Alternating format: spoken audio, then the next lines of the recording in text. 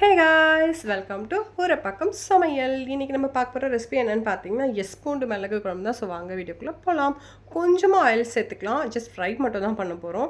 தனியா, கடலைப்பருப்பு, மிளகு, வரமிளகா நம்மளோட காரத்துக்கு ஏற்ற மாதிரி, ஜீரகம், கொஞ்சமாக கருவேப்பிலை, பூண்டு ஒரு 4-5 பல், இதெல்லாம் போட்டு நல்லா நம்ம ரொம்ப ஃப்ரை பண்ண வேண்டிய அவசியம் கிடையாது. ஜஸ்ட் சூடாக இருந்தால் போதும். வறுத்துட்டு இதோட கொஞ்சம் அரிசியும் சேர்த்து நம்ம வறுத்துக்கலாம்.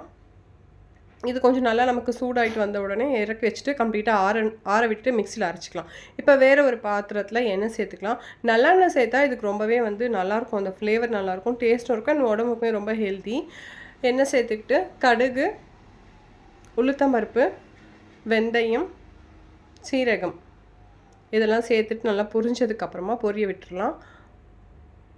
பொரிஞ்ச பின்னால் சின்ன வெங்காயம் மட்டும்தான் சேர்க்கணும். பெரிய வெங்காயம் சேர்த்திங்கன்னா உங்களுக்கு அந்த டேஸ்ட் இருக்காது. ஸோ சின்ன வெங்காயம் இஸ் ப்ரிஃபரபிள். சின்ன வெங்காயத்தை உள்ளே சேர்த்துட்டு இது நல்லா நமக்கு கலந்து விட்டுடலாம். பூண்டு இதுக்கு மிளகும் பூண்டு தான் ரொம்ப ரொம்ப இம்பார்ட்டன்ட்.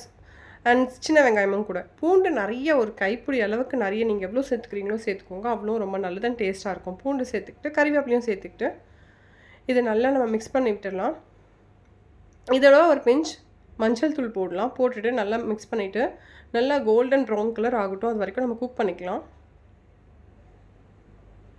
நல்லா கலந்து விட்டுட்டு வதக்கிடலாம். இப்போது வறுத்து வச்சுருக்கிற மிக்சரில் நல்லா அரைச்சி எடுத்துக்கலாம். புளி ஒரு லெமன் சைஸ், பெரிய லெமன் சைஸ்க்கு எடுத்து ஊற வச்சு கரைச்சி தண்ணி எடுத்து வச்சுருக்கேன். அதோட பாருங்கள் நல்லா ப்ரௌன் கலரில் வதங்கியாச்சு. இப்போ அந்த புளி கரைசலோடு நம்ம அரைச்சி வச்சுருக்கிற பவுடரையும் போட்டு நல்லா மிக்ஸ் பண்ணி விட்டுட்டு இப்போது ஆனியன் இந்த அளவுக்கு நல்லா நமக்கு குக் ஆகிக்கிட்டு வரணும். இப்போ இந்த ஸ்டேஜில் நம்ம அந்த பவுடரையும் புளி கரைசலும் மிக்ஸ் பண்ணி வச்சுருக்கோம் இல்லைங்களா, அதையுமே நல்லா உள்ளே சேர்த்துடலாம்.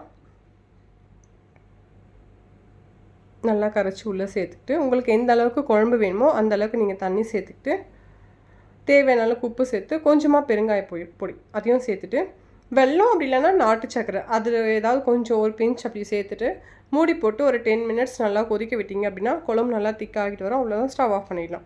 இப்போ நம்மளோட லன்ச் ரெடி. ஒயிட் ரைஸ், பூண்டு மிளகு குழம்பு.